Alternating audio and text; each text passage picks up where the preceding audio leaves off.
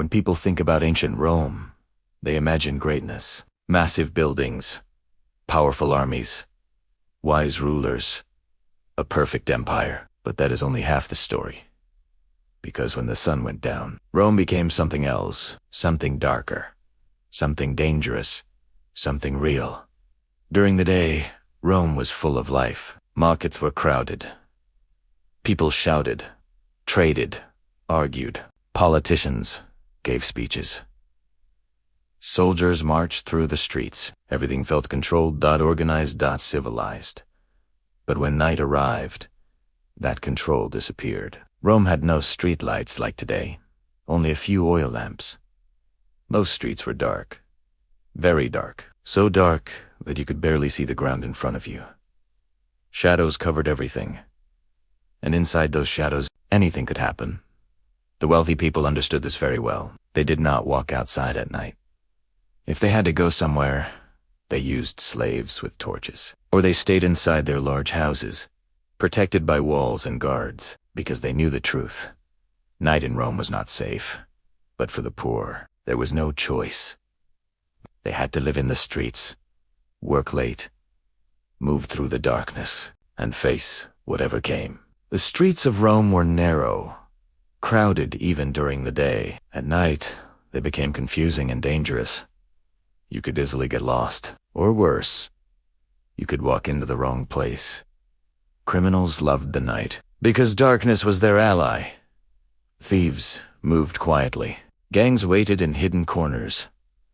Drunk men fought without reason, and if you were alone, you were an easy target. There were no police like today. No emergency numbers. No fast help. If something happened to you, you were on your own. Rome did have night watchmen. They were called the vigils. They were created during the rule of Augustus. Their job was to control fires and keep some order, but they were not enough. Rome was too big, too crowded, too chaotic. Most of the time, the vigils could not protect everyone. They focused mainly on fires, because fires were one of the biggest dangers in Rome. Buildings were made of wood, packed closely together. One small flame could destroy an entire street, and at night, fire was even more terrifying. Imagine walking through a dark street. Suddenly, you smell smoke. Then you see orange light in the distance. People begin to scream. Someone runs past you, then another dot. And before you understand what is happening, the fire is already spreading. This was common in Rome. Night fires destroyed homes, shops, and lives. And in that chaos, thieves often took advantage, stealing from people trying to escape. But danger in Rome was not only about crime or fire. It was also about people, especially drunk people. As the night grew deeper, a different Rome came alive. A louder Rome, a wild Rome, a dangerous Rome. Men gathered in small taverns. They drank cheap wine. They shouted, they laughed, they fought. These places were not clean. They were not peaceful. They were full of noise, smoke, and trouble. For many people, this was the only form of entertainment.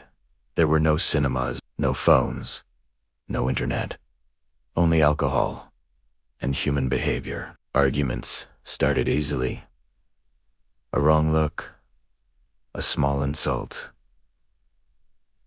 a lost bet. Anything could turn into a fight. And once a fight started, it could become violent very quickly. Knives were common, so were broken bottles. And sometimes, people did not survive the night. But the most dangerous thing about Roman nightlife was not just what happened. It was how normal it was. People accepted it. They lived with it. They expected it. Because this was their world. If you were walking in Rome at night, you had to think differently. You had to be alert, careful, ready. Every sound mattered. Footsteps behind you, voices in the distance, a door opening suddenly. All of it could mean danger, and if you made one mistake, there was no second chance. This is the side of Rome that history books rarely show. Not the glory, not the power, but the reality. A city where light meant safety, and darkness meant survival. As the night grew deeper in ancient Rome, the streets did not become quiet. They became louder, more alive, more dangerous. Because this was the time when the hidden life of Rome truly began. If you followed the noise, the laughter, the shouting, you would find the taverns. Small places filled with smoke, heat, and chaos. These were not like modern restaurants. They were rough, crowded, and often dirty, but they were everywhere. The Romans called many of these places thermopolia, simple shops where hot food and cheap wine were served. Most poor people did not have proper kitchens at home, so they ate here, drank here, lived part of their lives here. Inside, the air was thick. Smoke from oil lamps mixed with the smell of food and sweat. People stood close together. There was no space, no privacy, only noise. Men drank from clay cups. Wine was everywhere. But this was not the fine wine of the rich. This was cheap wine, strong. Sometimes mixed with water, sometimes not. And once people started drinking, everything changed. Voices became louder. Words became sharper. Small jokes turned into insults, and insults turned into fights. Gambling was common in these places. Dice games, simple bets. Money changing hands quickly. And where there is gambling, there is always tension. If someone lost too much, anger followed. If someone cheated, violence followed. Knives were not rare in Rome. Many men carried them, not always for crime, sometimes just for protection, but inside a crowded tavern, full of alcohol and anger. A knife could turn a small problem into a deadly one. Fights broke out often. Tables were pushed. Cups were thrown. People shouted, and sometimes blood was spilled. But the taverns were not only for drinking. They were also places where information moved. Secrets, rumors. Plans if you wanted to know what was happening in Rome. You did not go to the palace. You went to a tavern. People talked freely after drinking. They spoke about politics, about money, and about powerful men, and about crimes. And in the shadows, there were always people listening. Spies, informers. Criminals, waiting for something useful, because the night was not just about fun. It was about opportunity. Some men came to taverns looking for trouble. Others came looking for work. Some came to forget their problems. Others came to create new ones. For the lower class, this was their escape. Their version of nightlife, a place to feel alive, even if only for a few hours. But this life had a cost. Too much alcohol destroyed health, destroyed relationships, destroyed lives. Men spent their money quickly, sometimes everything they had, leaving nothing for the next day. Families suffered, but the cycle continued. Because in a hard life, people look for easy escape, and taverns offered that escape. Even if it was temporary, even if it was dangerous. But not everyone in these places was just a customer. Some people worked there, and their lives were even harder. Many taverns were run by former slaves, or people who had no other options. They worked long hours, dealt with drunk customers, faced constant risk of violence. Women in taverns had an even more difficult life. Some served drinks, some cleaned, and many were forced into something else. Because taverns were often connected to another hidden part of Roman nightlife, a darker world. A world of desire, control, and survival behind certain doors. In small rooms, another business was happening. A business that was legal in Rome, but far from safe. A business that would define the next part of the night. Because when the wine flowed and the streets grew darker, many men were not ready to go home. They were looking for something more. Something hidden, something forbidden. As the noise of taverns spread through ancient Rome, another world slowly revealed itself. It was not hidden, but it was not openly discussed either. Everyone knew it existed. Few spoke about it honestly. This was the world of prostitution, a system deeply built into Roman society.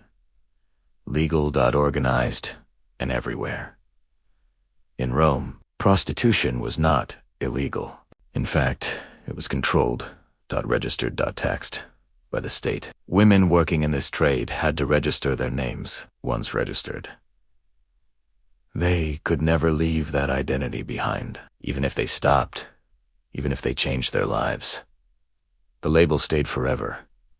Most of these women were not there by choice. Many were slaves, captured in war, sold in markets, forced into a life they never chose. Others were born into poverty, with no protection, no opportunity, no way out. For them, survival came at a price, and that price was their body. Brothels existed across the city.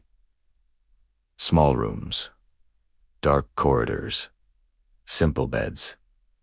Nothing luxurious, nothing romantic. One of the most famous examples still exists today in Pompeii, preserved by volcanic ash. It shows us exactly how these places looked. Tiny rooms, stone beds, walls with painted images showing different acts. Almost like a menu. Because for many customers, this was not just desire, it was transaction. Quick. Cold. Without emotion, prices were low, affordable even for poor men, which meant demand was constant. The streets near these brothels were never quiet. Men moved in and out, sometimes laughing, sometimes silent, sometimes ashamed. But the system behind it was far more complex. Many brothels were owned by powerful men, not just criminals, respectable citizens. Businessmen, even politicians. Because it was profitable, very profitable. The women earned little. Most of the money went to the owners, to this system, to those in power. And the women, they had almost no control, no protection, no voice. Violence was common. Abuse was common. Disease was common. There were no real rules to protect them, only rules to control them. And yet, society accepted it, even normalized it. Roman men were not expected to be faithful, especially those with power. Visiting prostitutes was not seen as shameful. It was considered normal behavior, but the same freedom was never given to women. A Roman woman had to be pure, loyal, controlled. This double standard defined the system. One side had power, the other had none. But prostitution was not limited to brothels. At night, the streets themselves became part of this world. Some women stood outside, waiting, watching, calling out softly. They used signals, clothing, makeup, certain colors, certain histories. In the darkness, they became part of the street, blending into the shadows. Yet always visible to those looking. And it was not only women. Young boys and male slaves were also part of this system. Sold, used, controlled. This was not about gender. It was about power. The Roman Empire was built on control, and this system reflected that reality. Even in the sea, there was hierarchy. Some customers wanted more than just physical contact. They wanted dominance, control, a feeling of power over another human being, and the system provided it. But behind all of this, there was a deeper truth. Loneliness. Many men came not only for pleasure, but to escape. To forget, to feel something, even if it was fake. And many women, despite everything, learned to survive within the system. Some formed small alliances, some protected each other. Some tried to save money, hoping for a way out, but escape was rare. Very rare. Because once you were inside this system, Rome did not let you leave easily. And as the night continued, as desire mixed with alcohol, as shadows grew deeper, another layer of danger appeared. Because where there is money, secrecy, and human weakness, crime is never far behind. The streets outside the brothels were not safe. Not even for the customers. Pickpockets waited in the dark. Thieves followed drunk men. Gangs watched from corners. A man leaving a brothel late at night was an easy target. Drunk, distracted, alone. Many were robbed. Some were beaten. A few never made it home. The night in Rome was not just about pleasure. It was about risk. Every step carried danger. And yet, people kept coming back, because the night offered something the day could not. Freedom, escape, illusion, even if it came with a price. And as the hours passed, as the city moved closer to dawn, the darkness reached its peak. Because the final layer of Roman nightlife was not about desire, not about alcohol, not even about survival. It was about violence. Raw, uncontrolled, and sometimes deadly.